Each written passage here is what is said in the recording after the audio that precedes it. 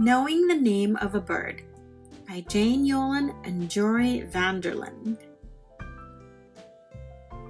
A bird's name is not what it is, but what we call it: robin, hawk, peacock, swan. It is not the exact blue of its neck,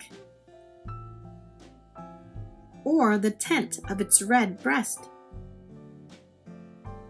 It is not the dinosaur feet, crooked and brown, or the talons with nails as hard as an old man's. Not the wings carving the air, the water, nor the display of its tail when in full court. A bird's name tells you little about the build of its nest, how wide or where it lays, nor how many eggs and how many days before the eggs hatch or the number of chicks. A bird's name does not announce how far it flies, how many hours in the air, how the flight feathers lifted, or if it flies at all. All it can tell you is what the scientists around the world call it: Ubo virginianus, or the bird watchers with their dozen field glasses, great horned owl, or the local hedge witch, old hoot, or the child in its pram pointing a small finger at the sky, birdie.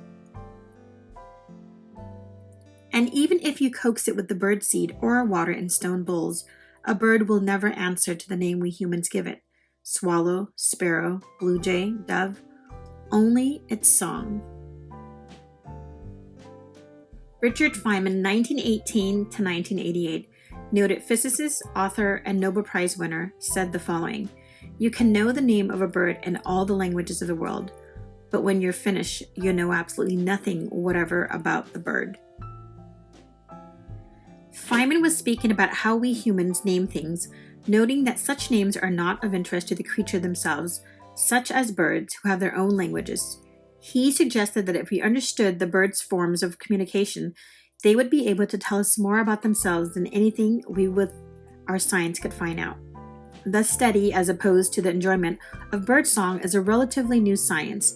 These days, specialists collect the songs in the field using great parabolic microphones. With the help of visual representation called sonograms, they can tease out distinctive phrases, which they call songs, and identify individual birds. But again, it is a science, not a true understanding of what the birds say to one another, what they express in their songs, and why they repeat certain phrases while leaving out others. In other words, it matters little to the bird what we call it, unless we learn its song and can speak to it in its own tongue.